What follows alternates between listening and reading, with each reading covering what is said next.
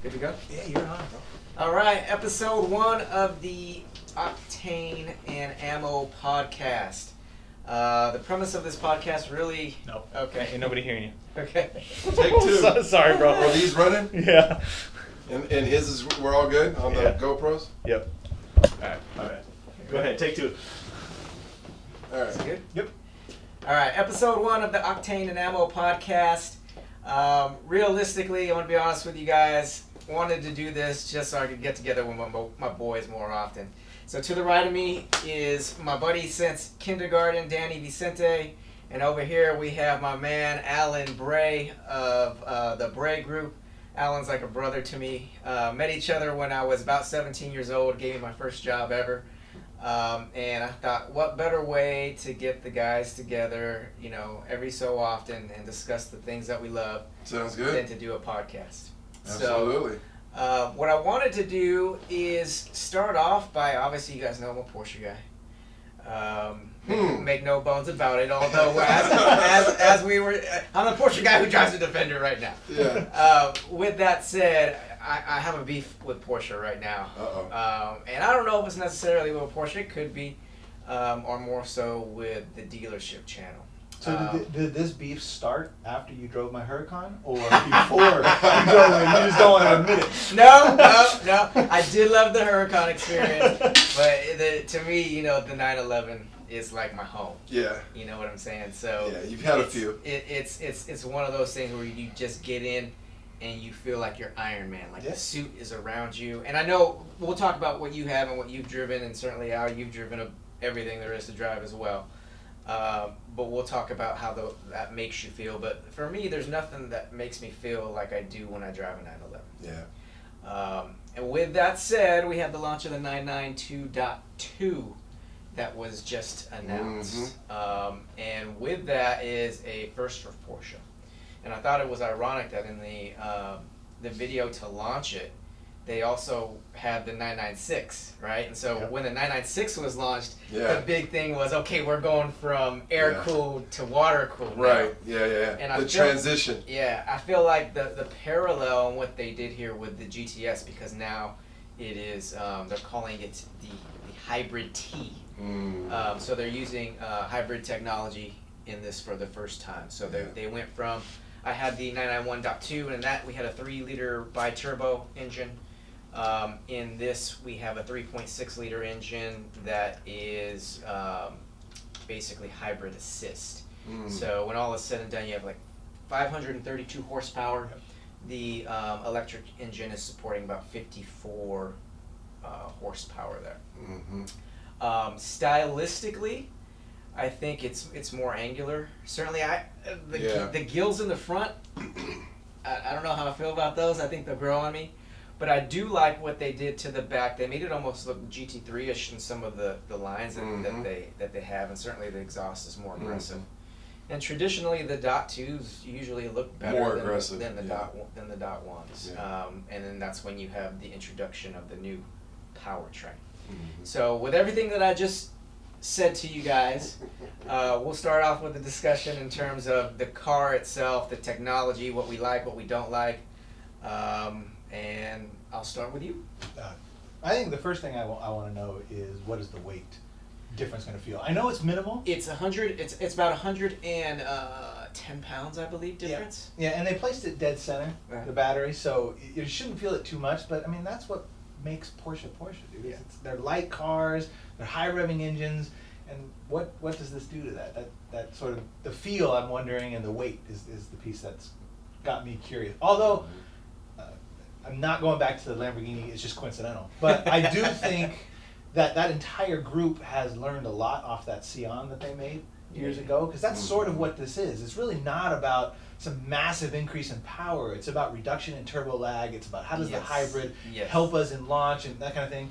And that's intriguing to me. That makes there's something there. I'm just curious on the weight thing, because batteries is weight. Yeah, I think if they can make it, and mind you, I think that engine that they have, that 3-liter bi-turbo, there wasn't a lot of turbo lag, but by nature you're going to have turbo lag. And if that's what we're getting here is more of the feel of a naturally aspirated car, then potentially with just the assist. Yeah. In those gaps. Yeah, potentially it's a good thing. I think the other thing that you have to consider, and I bring this up because my dad has the Cayenne hybrid, is the braking. Mm-hmm. Oh, yeah. Regenerative braking. Yep. Right. And certainly in the 911, performance is such a big deal. It's not so much in a Cayenne where you're not out there racing Cayenne. More street, yeah. But if the braking is gonna feel like it can in some of those regenerative systems, that's what you have to consider as well. Yeah. What do you think? Well, there exactly. You've got a lot of things that are repercussions of bringing the electric in. Yeah. And using, you know what batteries they're using on those? I don't. Yeah. It's a small lithium ion, about the same size as a car battery. Because I know the battery technology is just every time getting better and better. It's like before you know it, it's just duplicating. It's getting better and better and better. The smaller, thinner, and lighter. Yeah, my understanding is that all the reports are about the same size as a current car battery, just a secondary one to support the hybrid system. But Yeah, that's nice. we'll see. No, it's exciting. I mean, it's something different for Porsche, that's for sure. Yeah. And my favorite car of all time that Porsche makes is a 918, which also had hybrid assist. Yeah. Yeah. So I think potentially it's there. Yeah. It's just how much do they do to it? I'm hearing the new turbo that they're going to have with it is going to have like over 1,000 horsepower because of it. It's a singular turbo on this one, isn't it? Yeah, singular turbo. Mm. Singular turbo. So, from that standpoint, it's interesting. Well, look what Kosek did. Oh, you know, no, dude. come on. Yeah. He went all in. Well, it's interesting too because, and I'm probably saying it wrong, but Rimac, right? Mm-hmm. Porsche has a stake in Rimac. Mm. So, in terms of what they're doing and how they do it, you have to feel that they're very central in terms of performance and making sure that they're getting the gains in there that they actually want Pull to out get. of that. Yeah. I think one of the other things that I don't like about the Dot 2 is certainly the dash. Going from the single analog, and it's almost like a watch. Mm-hmm. And I liked how that looked, and now everything's digital. Mm-hmm. In the Huracan, it was all digital, right? Yeah. Yeah. And how about your McLaren? No, McLaren still is. Yeah. Analog. See, I like that. I mean, there's some old school to that. Touches to it. Yeah. Another thing is with this GTS is it's not going to have a manual version. So it'll have that bronze shaver. Mm-hmm. Which I wish they would just use the damn gear shifter that they have in the GT3. I don't know why they're so hard-headed with that. Oh, yeah. I mean, I get it. The 918 was here, and it was a smaller version of it, but that's a little awkward. Yeah. I don't mind it. Yeah. No, I mean I know Porsche purists are all on. Yes, it does look like a bronze shaver. Yeah, it does. But I don't mind it. I mean, I'm not switching gears anyway. What the hell? They can make it a button for all I care. Yeah. That's just me though. Yeah, that's true. I think it's interesting, and I think certainly it had to evolve in this direction. Yeah. With as fast as these cars are getting these days, especially these electric cars, and I know it's not about the 0 to 60, but this is 0 to 60 in 2.9 seconds. Yeah. And if it's a Porsche 2.9 seconds, you better believe it's hitting that because they're very conservative about Oh yeah. about their numbers. Other numbers, yeah. You know, that's actually something that I've always admired Porsche for, though. They didn't get into the horsepower wars. Yeah. Because I mean, the late 2000s, early 2000s, that's all it was. It was everybody. I'm the first one to have 400. I'm the first one to have 500. Yeah. And now it's like all the that level car is like, well, I have to have 1,000 horsepower because that's the new mark, right? And Porsche was like, no, we're going to have a great driving car. It's going to have 500 horsepower, 550 horsepower, and it's going to drive and feel so great. We're going to sell out like crazy. Yeah. And my concern is this the first lean into that? Okay, well now we got to be a part of these, and now every car is going to have 1,000 horsepower. Yeah, that's a good point. And I think, as evident by that, like the new GT3 RS, right? You're looking at the new GT3 RS basically has the same engine as the old one, but a ton more aero. And because of that, it did better times on the Nürburgring and everything. So they've always been more so about engineering, typical Germans. Yeah, right? absolutely. But on the Uber level, where they're certainly about the engineering and we'll give you technology when we have to.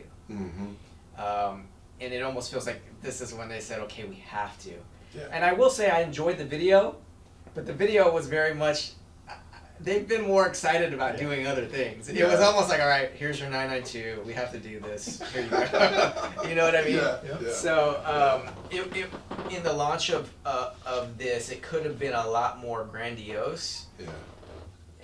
Maybe Are they using this in the Cup as well? The what? The Cup series? Oh no. So it'll still be the GT3 that they have. It's interesting because I heard this week, and it could be strictly rumor, but although it's a very good source that I heard it from, that the .2 GT3 might be introduced like this month in terms of announced, which to me would be very early in the cycle, but I know they've been testing it for a while. So I don't know. I know that they had some production problems with the GT3 RS, and so they extended the allocations of the GT3 a little more. How many are they up to? I don't know, man, but every rich dude and their mom is like waiting for that to come out because they just bought theirs. Now they're going to flip it for the next one because that's what they'll do. Yeah.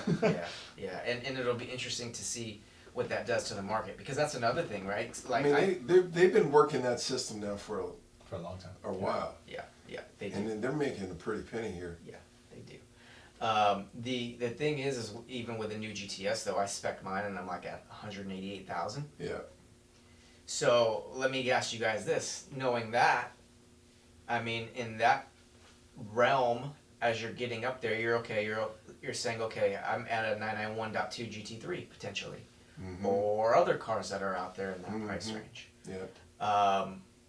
Would you rather spec money on a new technology? They say you never want to be the first of anything. Yep.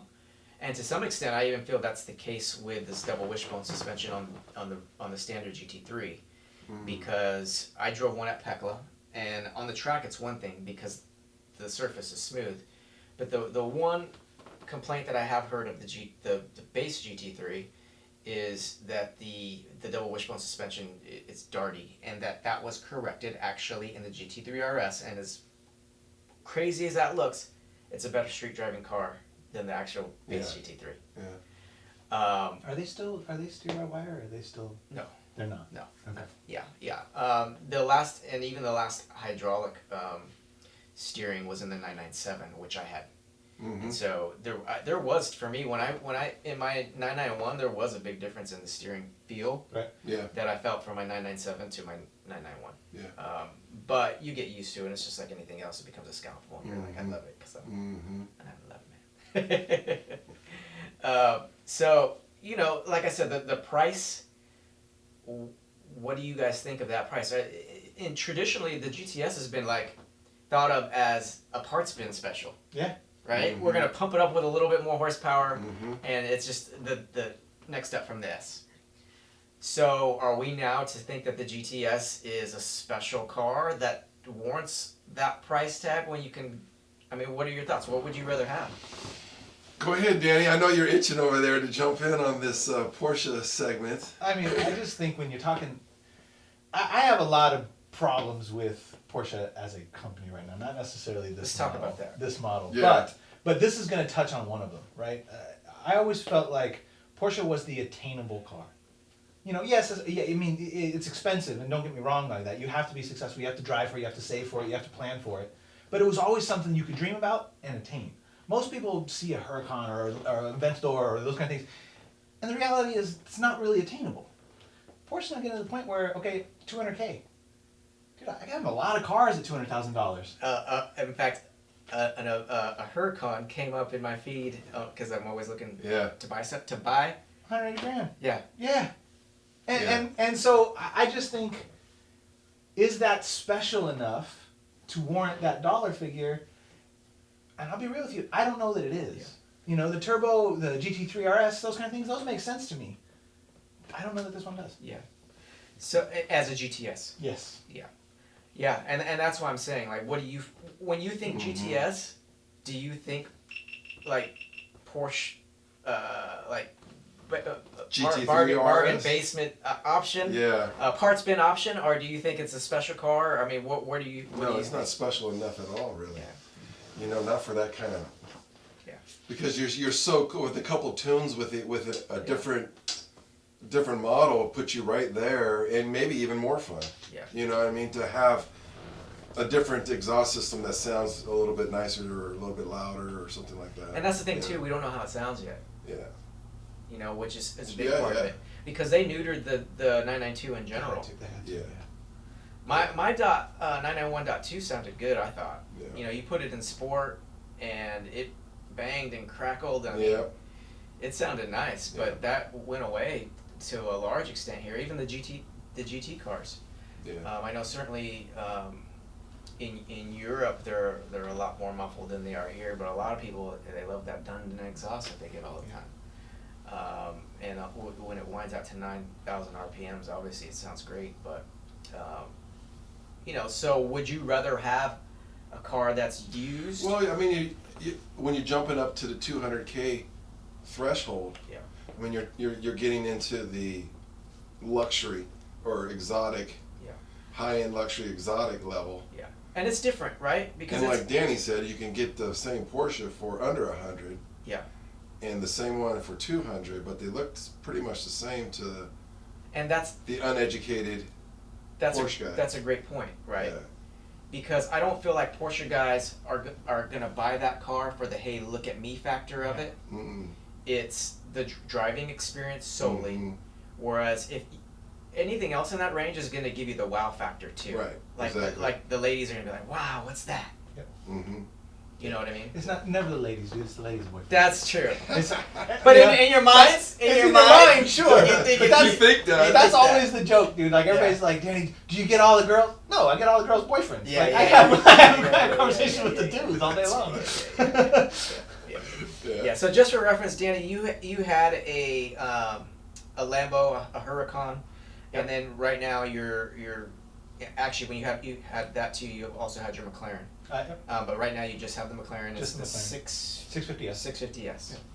Yeah. Yeah, I had started with the Aston Martin, and then went Aston Martin to the Huracan, and now just down to the one. Yeah. The 650 is never going to leave. It was my first toe into the supercar world. Yeah. So there's just a sentimental value there. Plus, you know, the reality is, let's be real, I've got a McLaren that's got almost 40,000 miles on there, and I put 23,000 of them up. So nobody wants it. It's going to be mine for a while. So. Well, I mean, those cars, if you drive them, and they like you know. Yeah, I've had no. You have no issues with them, so. So that's another thing. Yeah. Right, because in fact, so you guys know, and you may hear this name that I brought up before. The last person I bought my Porsche from, his name is Elvis. He's an amazing dude. He's down south. Yeah. It was at Porsche downtown LA. He's since moved on. He's at Rusnack in Pasadena. Okay. Yeah. I contacted him yesterday, asked him if he had heard about the announcement of the .2 GT3. Nobody tells me he has 5 allocations on a GT3 RS. And certainly, I would love a GT3 RS. Mm-hmm. My spec that I have on a GT3 RS comes right around in at 325. But then you look at an ADM. Then and this is why I have beef with Porsche right now. Because you have someone like me who loves all things Porsche, but the ADM specifically is driving me out of the market because I'm not going to do it. Yeah. I'm driving a Defender right now that is paid for. I don't have car payments, and realistically, that's the ADM. So you're asking me to give away a Defender. Your extra car. Yeah, and that's and for a GT3 RS, it would be even more than that, right? Yeah, Because we're talking about $150,000 on the GT3 RS. Yeah. And unless you're part of the 918 club, you're not being offered these at sticker. Yeah. And it's been that way now since COVID. And I get it. I'm all for economics and you know, the market in general, but it is damn discouraging when you have cash money ready to go, and it's just it's not in my blood to pay over sticker like that. Yeah. And so Well, it's not a little bit of money either. Exactly. And so even on these GTSs, they're gonna want an ADM. I know. On a GTS. They want ADMs on everything now. So, and they know about it. I when we went to the launch of the 992 in LA at the auto show, Frank Walliser was there. I don't think Andy Pruninger was there. But I talked to, I think it was Frank Walliser that I talked about, who's high up in Porsche at that time. I think he was like the CEO or one of the main dudes. And I mentioned it to him, and he was like, "Yeah, well, you know, the franchises set the prices as they do. They'll eventually go down. They're aware of it. Yeah, of course. I think they like it. Yeah. It's become, in my opinion, like Ferrari, right? Used to be, or it is. You want a top of the line Ferrari from a dealer, you got to buy all this other crap that we know you don't want." Yeah. And so I feel like that's the territory that Porsche has gone into. Oh, they have. And even then, you buy all that stuff, we're not going to guarantee it for you, and you still have to pay us an ADM. It may be a little less, but, you know. It's the position they've... And I don't feel like that's what they were, like you said. No, but it's also why I don't own one. Yeah. I mean, you know, I looked at one when I sold the Huracan. It was the very first car I went to. Yeah. And back then, it wasn't quite what it is now. It was like $75K above. But even then, I'm like, I'm not paying you $75,000. I mean, I could buy another car on top of this for $75,000. And now it's even worse. Now it's $150,000. I remember the first time Elvis came to me with the GT3 allocation on the Stop 2 and said, "Yeah, I could get it to you for 40 over sticker." And I was thinking, 40 over sticker? Should've jumped at that. And now I'm like, well, damn, I should have paid that. Exactly. That said, when you look at Bring a Trailer auctions, I just saw an amazing spec Arctic Gray, which I love. Mm-hmm. I was just too late on the trigger by the time I saw it. Sold for $220, and that was a touring. Manual touring Arctic Gray sold for $220. So Yours was a touring, wasn't it? It's just the base. Oh, you okay. Yeah. So with that said, do we feel like the market's softening up? And that dealers are gonna have to adjust eventually because of it? Or like, where are we at? Where do you guys get the feeling the market is and where it's going? I mean, as far as dealership, I mean, I'm more in the dealership aspect of it. So dealership levels, right now their stock levels are high. Yeah. Really high. And now not Porsche, obviously, but other brands are sitting on a lot of stock right now. Exclude Toyota and Honda, of course, but you talk with these other Fords and all these other, their inventory holds are, I just saw it was like 180 days out. Yeah. And even going in further than that. And so you're coming to the end of the year here, and so everything's going to drop. They're going to have to unload these things. Yeah. So that may as well affect, because you're going to see all these other manufacturers dumping these cars at the end of this year. Yeah. And if you know, interest rates right now, they say only one drop this year maybe with the rates. So yeah, I mean, with the way this government prints money, I don't see interest rates falling. No. So you looking at what would the interest rate on buying a car like that be? You know, It's 8.5. Yeah. right. Come It's on. not right. But that's what I'm saying, right? Like, so for me, I'm looking at it as like, I have the cash to pay full price for a spec GT3. But with the ADM situation, we're talking about real money. And let's say I were to go ahead and jump up and get a GT3 RS. The price and what I would have to sacrifice to do it, realistically, I wouldn't even be able to keep it. Because not for a personal use. I would keep it. I would keep it for a year, but I would have dumped so much money into it that I would need to at some point pull that money out to do other things. Mm-hmm. So it's like at that point, why taste it if you know you're gonna have to get? I'm not balling out like that where like, you know, it's not an insignificant amount of money to me.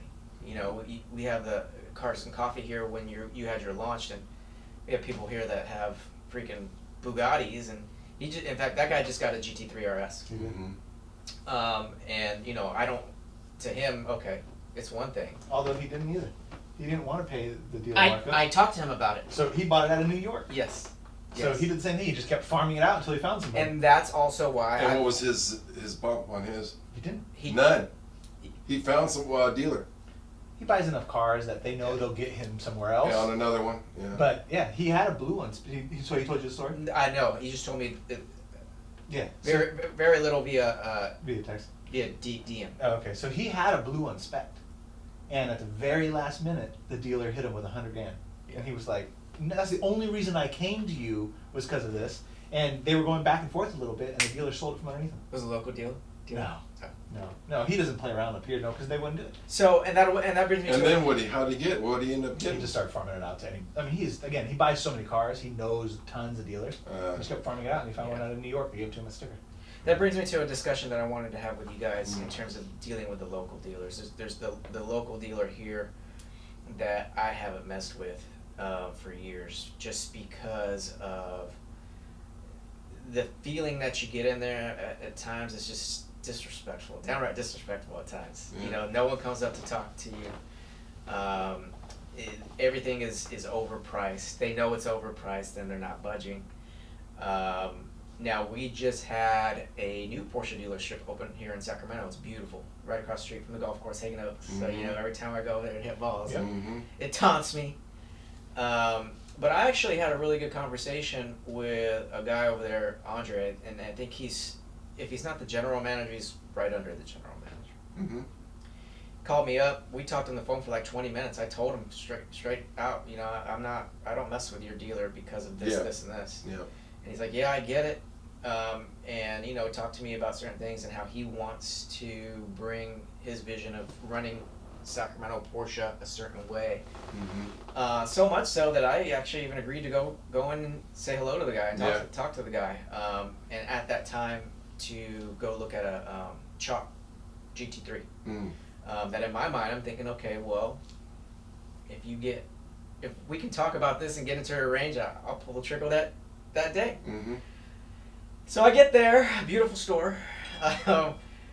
It just opened, right? Yeah. Same experience. No one comes up to talk to me. The guy's on the phone. I like literally asked the guy, like, "Hey, is Andre in?" And he's like, "Oh, I'm sorry. I thought you worked here."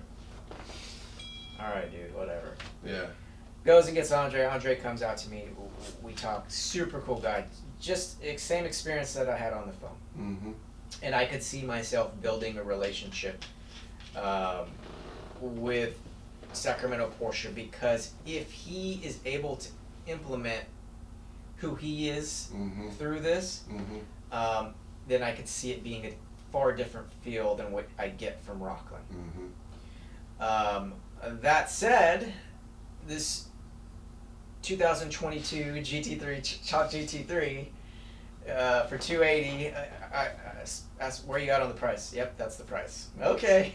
So, and he understands that. He's like, you know, in the beginning, I'm not going to make many friends here, but they have a business to run. They have a job to do. But I'm not paying $280,000 for a 2022 when I know they're selling on Bring a Trailer for $220, and that's a touring. So what I have done is I now have the Bring a Trailer app. I know I should have had it a long time ago. I'm obviously late to the scene on it, but I have the Bring a Trailer app now downloaded on my phone, and I check that daily. Because if I can get a good deal, I'm always a little bit hesitant, obviously, buying something sight unseen. What are your guys' thoughts about buying from Bring a Trailer? And I know you've bought cars from everywhere. I was gonna say, I got a good story for you. So I bought an Aston Martin DB9. I even went as far as getting a pre-purchase inspection because I'm like, I don't want to get screwed. This is out of state? This is out of state. It's out of Georgia. Okay. The pre-purchase inspection comes back to me, and he's like, dude, the car runs phenomenally. Sure, it's got a couple of scratches in the paint. He's like walking through, but he's like, otherwise, thumbs up. Thumbs up. Now, this inspection you had done, is that something that you were able to set up through Bring a Trailer, or did you have to do your own due diligence? I did my own due diligence. Okay. Called a shop locally. First, I called Aston Martin. They were like, we don't do PPIs anymore. So I ended up finding a guy. He went out and did it. It's $375 for me to do the PPI. I got all the paperwork, and your lawyer side's about to jump in on this. I can feel it. Anyway, the car shows up. So he tells me all the carbon fiber is good in the car. There's no carbon fiber. It's carbon fiber wrapped over wood, and the wood is cracked and damaged. No. Oh, I'm dead serious. The side marker on the side of the car is a water bottle cap that they glued over the lamp. So it's not even a side marker. I had to go to So I had to go and source all these new parts. Oh yeah. Wow. I have this all on video too of me walking through this PPI, and then the car is just completely destroyed. So Buying a car sight unseen is dangerous. Yes. I will say that now. Now, I was fortunate. I bought that Aston right before COVID. So I bought it for the price of a Camry. It was like 36 grand. Yeah. I sold it for 68. So, the market jumped during Yeah, COVID. So yeah, I was yeah. fine. I dumped 10 grand in. I still made a Cleaned ton of it money. up. Yep. But if it wasn't for COVID, I would have been pissed off a lot. Yeah. Oh, you didn't get a video on that when they? I'm like. I got pictures, and those Yeah. pictures conveniently did not show me the side with the Yeah. water bottle Water bottle cap. cap? So, That's crazy. yeah. That's like from a movie. Like Yeah. my side marker's a water bottle Yeah. cap. Yeah. That's And Luckily- carbon fiber wrap. Yeah, carbon fiber wrap. That was the first one that when it came in, I was like, this is not even carbon fiber. It's a wood ski. What the hell? And that's when everything started unraveling from there. Yeah. Good news is the years I bought, it was the years that Ford owned them.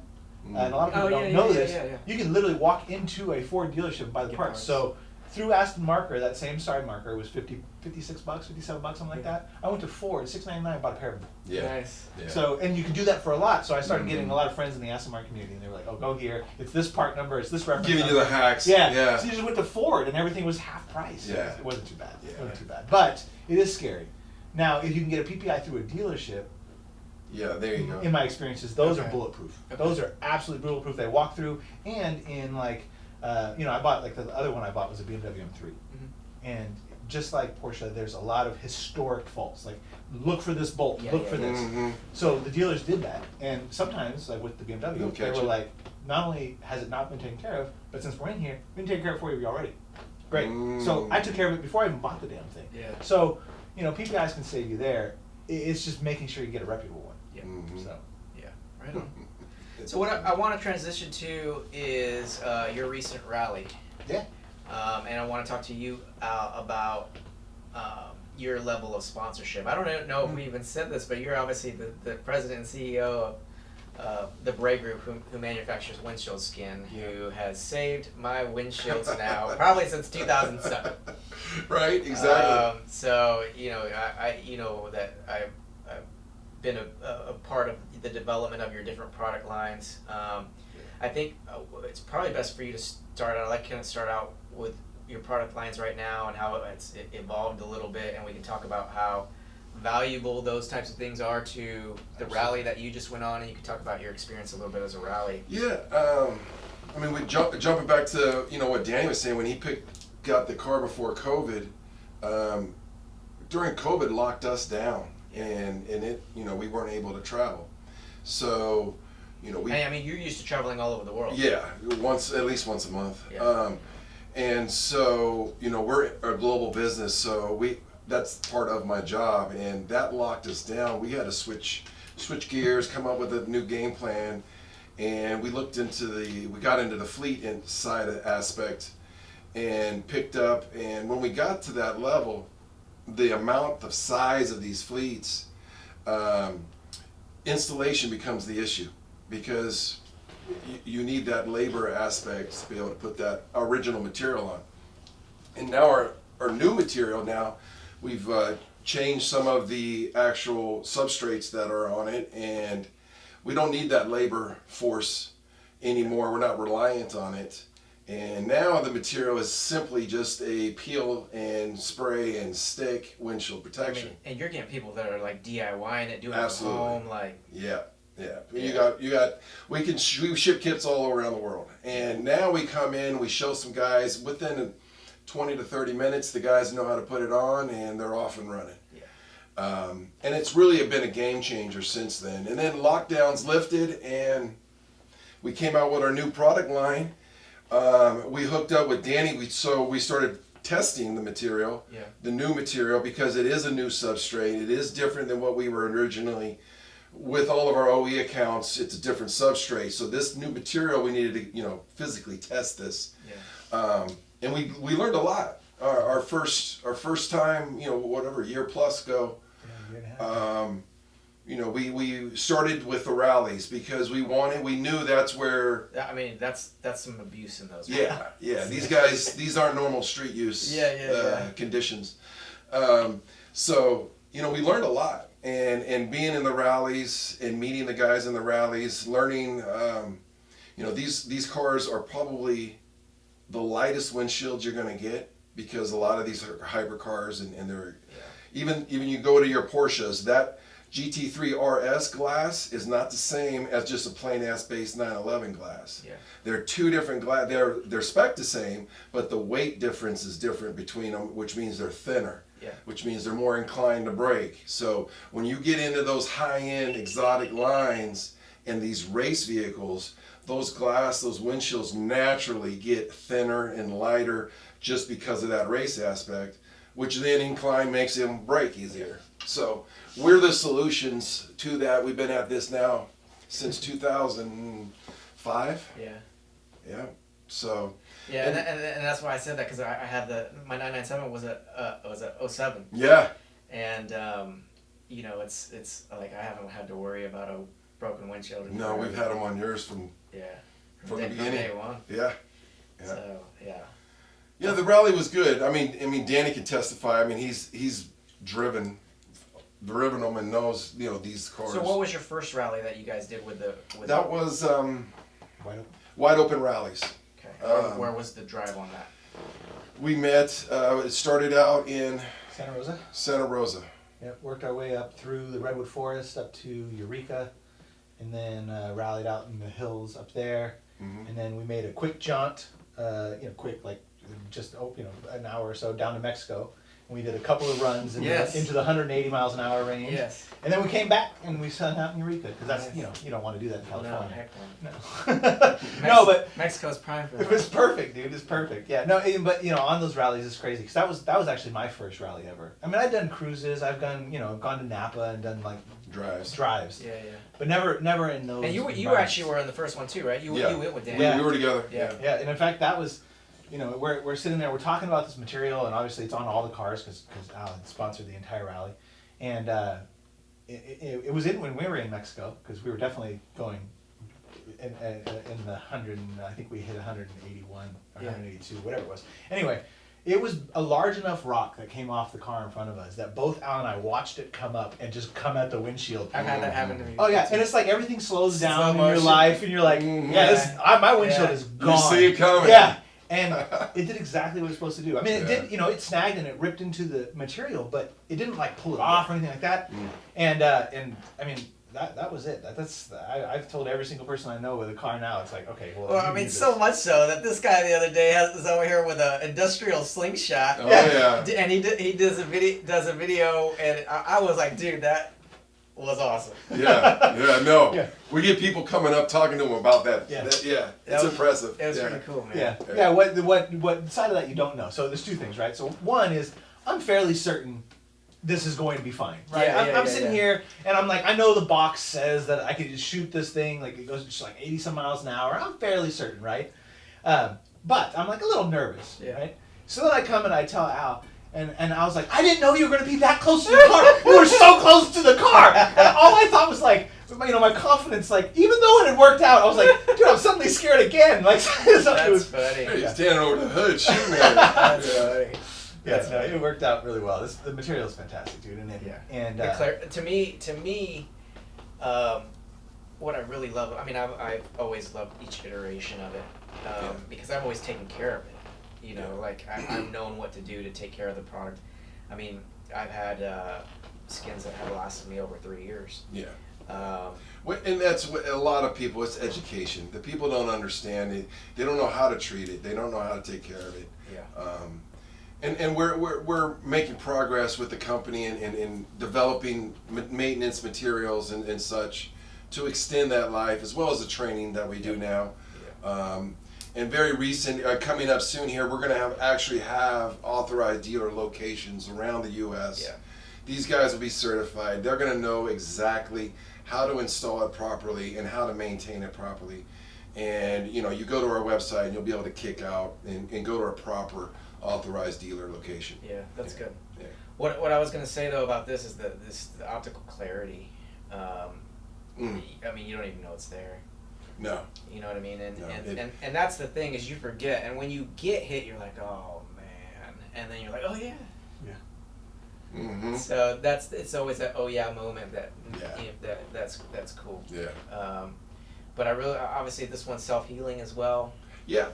Yeah, so this one has a self-healing aspect to it. Because of the different substrates, then gives us different hard coats. Yeah. So obviously we're car wash safe. Yep. Windshield wipers, no problem, all those things. But it's, you know, like any other material. It's like a tire. It's gonna wear. It does have a life expectancy to it. And bringing that new technology now, we actually have wipes. They simples rip open the pack. It's a two stage. One's the cleaner. One's the actual hard coat to reapply. And proper maintenance like that, you know, these guys are going 2 to 3 years easy. Yeah. You know, in some cases even longer. Yeah. That's cool. Especially these guys that never drive their car. Yeah. Yeah. You know what I mean? The garage queens. The garage Yeah. queens, like safe queens of the guns. But, Yeah. so on this rally, Danny, tell me about this most recent one that you just did, where it was, and what you liked about it. Yeah, so this one was, we left here from Sacramento, went down to Paso Robles, played around down in the San Luis Obispo, Paso area, drove through 41, which if you've ever been down that way, that is like the road. Beautiful. Down there. I mean, I was fortunate enough going to school down in Cal Poly. I used to take 41 Yeah, oh, when I was yeah. late to school, but it's a beautiful roll. It's just long sweeping curves, and they're banked curves, so it's just a lot of fun. Yeah. I would suggest going down that way. And then we went from there up to Monterey, and then home. How many guys? We left Sacramento, we had 9. We picked up 2 en route, and then another 2 when we were in Monterey. And were these mostly McLarens?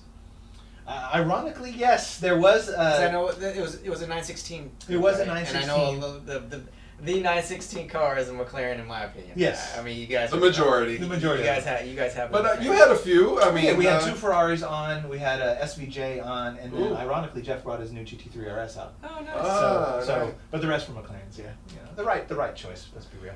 So, but you know, this rally was different from other rallies, and honestly, it was more of what I expected from a rally, because you know, rallies aren't cheap. Yeah. So you give a lot of money, you go in, and this one was more about sort of having a good time. So yeah, we had some spirited moments where we're on these roads driving fast, but it wasn't always about driving fast, and to a certain extent putting yourself and other people in danger at all times. It can be stressful. It can. And this one was just, it was a nice drive followed by a nice meal. And then it was a destination. You drove to something and it was beautiful, and you took a look at it and pictures of it. And to me it was like, this is what a rally should be. You know, the last rally we went on, the one. Well, and who did that? Yeah, it was 916 Exotic. Exactly. Yeah. Yeah. So 100%. And you know, Brian, the organizer of 916 Exotics, knows he's been how on to a put it lot of on. rallies. Yeah. And so he kind of picked and chose of what he enjoyed of them all to build his own. That's great. You know, like the rally that we did last year. I mean, don't get me wrong, it was a blast, but there were aspects of it that you were driving hard so long that, you know, I tell the story to everybody, and I hope Al doesn't mind. Like, we were on this rally and we're having a blast, and we tried to keep up with the guys in front, which was mistake number 1. But anyway, we're flying. Yeah, don't want to do that. We're flying, and You know me, I'm in the back. and I found myself sort of getting into that like super focused zone. Like I wasn't even really paying attention to Al. I was just driving, just concentrating on the gears, concentrating on what's in front, concentrating on the turns. And we're hyped up. We're slapping high five when everything was done. It was so sick. And then we're sitting in the hotel, and I'm just sitting there, and I'm like replaying it all in my head. And then a moment, it just like hit me, and I'm like, Al, I'm so sorry, dude. I could have killed us both. Yeah, we could have died in the moment. Yeah. And it's like there's a moment to drive fast and enjoy yourself, and Yeah. then there's a moment to just enjoy where you're at. And I think this rally did a really good job of blending those two. Yeah, that's awesome. Yeah. Highly recommended. I've even just gone on like day runs back when I had the 911. Yeah. And inevitably there's someone that's gonna act stupid and push too it a close little much. or go beyond their driving skill, and it can be stressful. Yeah. Because as good of a driver as you can be, sometimes you can't account for someone else's bad decision. Yeah. Agreed. So I mean, a nice drive, nice food, and scenes. Yeah. That doesn't get any better than that. Yeah. Agreed, man. And there's just something about, you know, and it's like one of the ones we went down to Morro Bay, and so you take all the exotics down to Morro Bay, and you're there, and the ocean's there, and it's beautiful scenery if you've ever been down to Morro Bay. But we were surrounded by like 50 kids, like 15, 16, 10-year-old kids, just rushing these cars. And I gotta be real, man, that's like half the fun for me, seeing Yeah, a 12-year-old kid just go nuts because Yeah. they never see these cars. Get all excited. That, Yeah. I could have stayed there longer. Well, that's even like when we went to Rensport, not Rensport, but Air Water. Yeah. We went to Air Water, and we took my 7-year-old little niece. Was she looking for the McLarens too? Or? And no, she's No. she's a Porsche girl. They weren't there. She's a full-on Porsche girl. She's out with her dad's phone. Dad, let me borrow your phone. Doing her own little photo shoot. That's cool. You know, so, and I got her in the video that I take. She's like literally kneeling down, and Yeah. I mean, she can tell you what they are. She's learning. I mean, she knows it. So she's loving it. She's an uncle. When I grow up, you're gonna buy me a Porsche. Uh-huh. Yeah, okay. It'll be expensive. Yeah. Uncle's gonna have to make some more deals. I You know, better I know, invest in that car right now. Hopefully the ADMs are gone by then. Exactly. That's funny. Yeah. All right, guys. So I did want to touch a little bit about one thing, just because it was in the news, and then we'll wrap this thing up and go have a good dinner. Mhm. And I don't want to probably get too deep into it, but I will bring it up in terms of shooting, because obviously you guys know how much of an advocate I am for the Second Amendment. The whole Hunter Biden case, and the fact that he was found guilty on basically lying on the 4473. And ironically enough, and the reason why I'm bringing it up is because his dad, the very same day, was out there giving an anti-gun chant, saying, "Hey, we need universal background checks. This, and this." Well, we have universal background checks, and that's why your son got convicted, because he lied on the background report.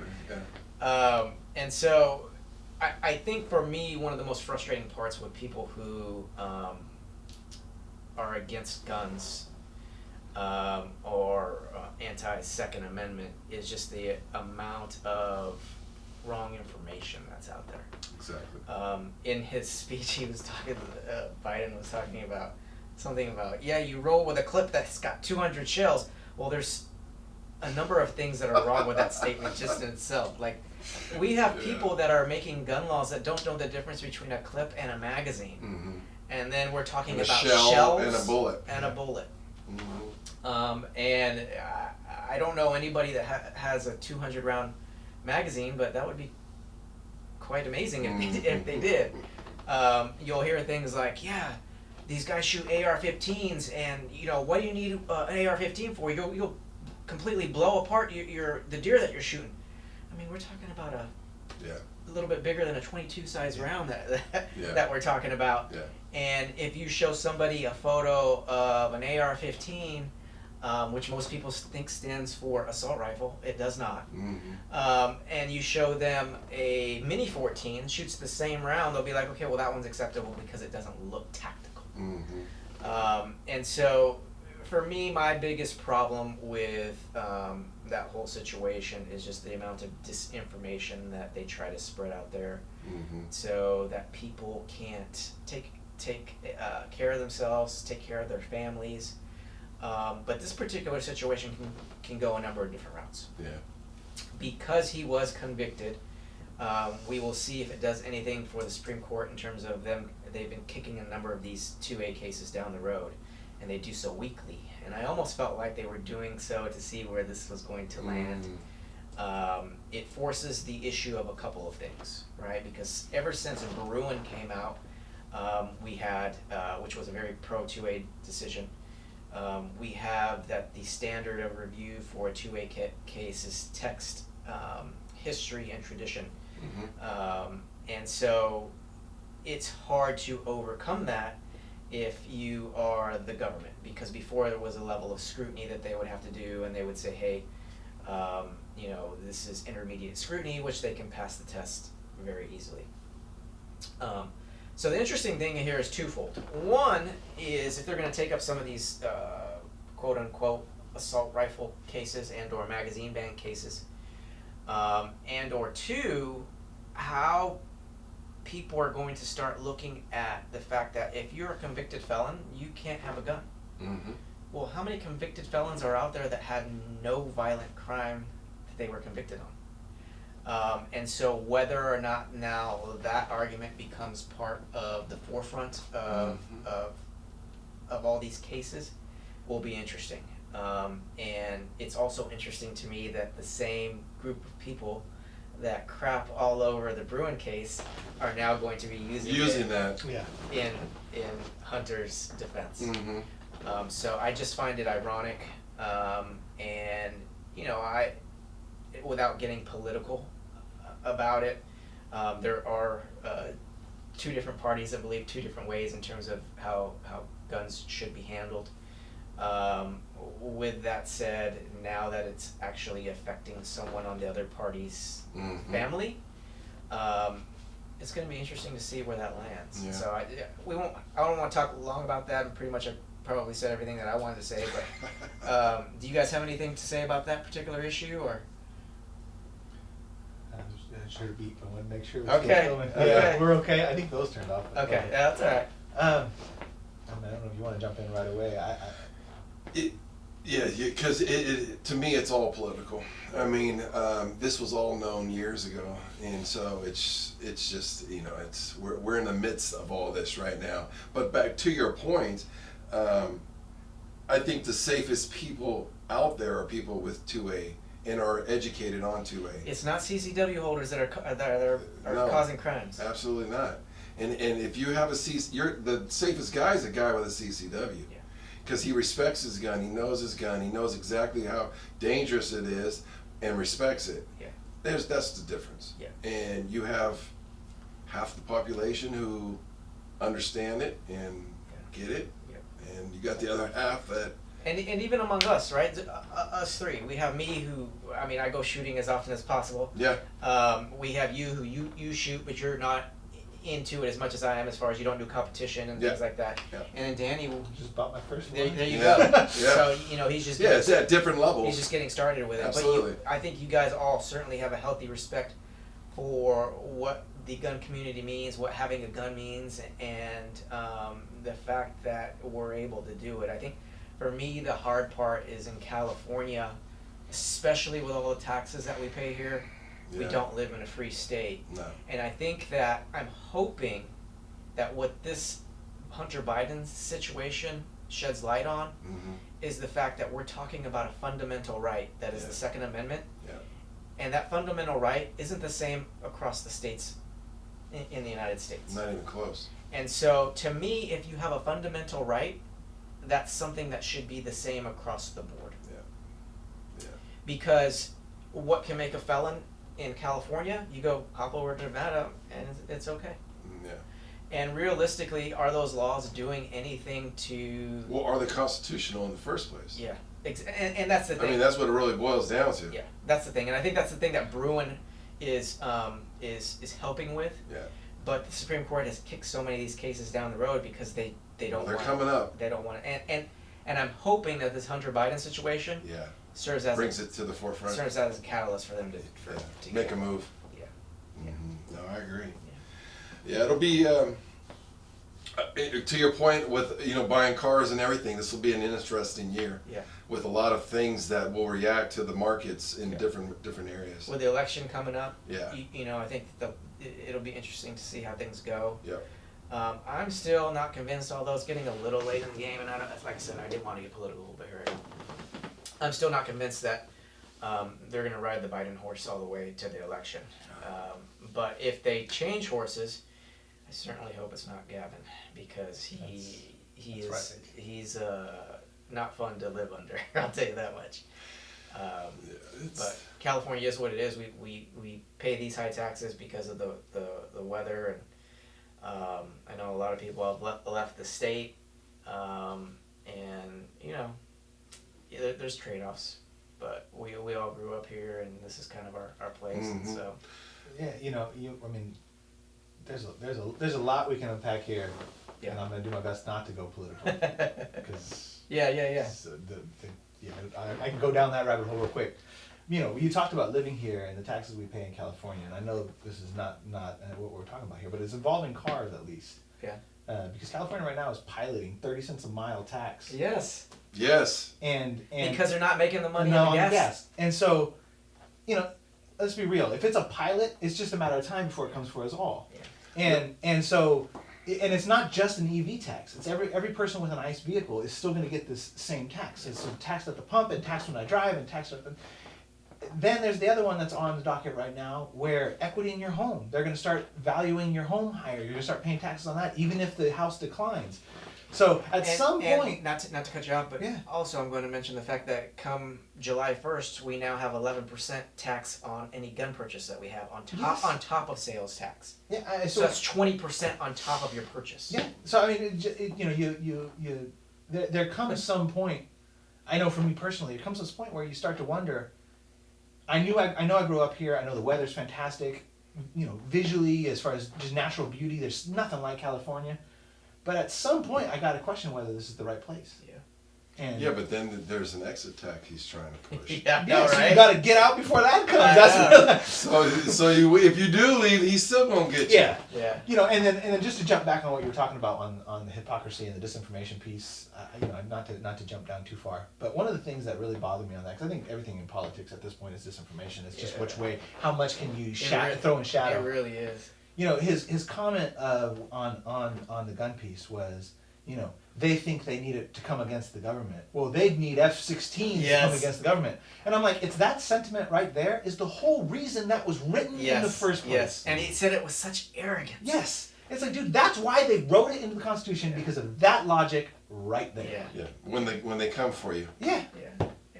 And they want you to be armed. In California, they want to take away your guns, and now they also want to cut the budgets to law enforcement. Yes. Everything. It's like let's take away your ability to protect yourself and the safety behind it. Yeah. And your ability to leave because we've taxed you so much you can't afford to drive your car. Yeah, I mean, when you talk about the car situation with the gas tax, with the when you add that all up, we're talking local here in Northern California, Highway 50. Yeah. The last year and a half. Yeah. Everybody's seen those poles every quarter mile that go all the way down, all the way up. Are coming. What do you think that's for? Yeah.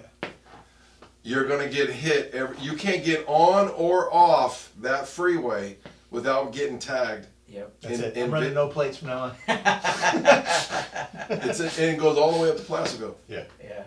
And so when they implement that road tax, and they're trying to get, with their government cars now, what is it, 2030? 2030.